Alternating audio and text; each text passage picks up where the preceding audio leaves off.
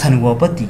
maalin walba haddii aan badda xabad kalluuna kaaga soo saaro waxa ka wanaagsan inaan ku baro sidaad badda kalluunka ugula soo bixi lahayd si aad awood ugu yeelato inaad maalin walba badda ugala soo baxdo 10 midho kalluuna isla markaana aad noloshaada horumar iyo isku filaansho uga gaari lahayd hadda koor haddii aad bila camal ahayd tani waa shaqadaadii koowaad inaad barato sida badda madoowaad ugala soo bixi lahayd kalluun lagugu sheegay badda adigoo aan garanayn nooca uu yahay iyo meesha uu kaga jiro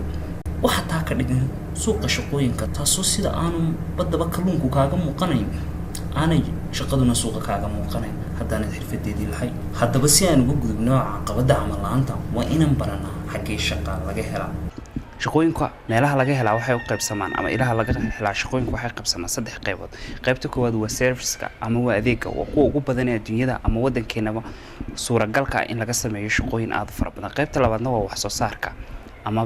wax soo saarka uu wada leeyahay marka adigan ku deynaya imisa qaybood oo imisa nooc wax soo saar ay wadankeenu ka jira si aan uga sameeyno fursado shaqo qaybta saddexaadna waa warshadaha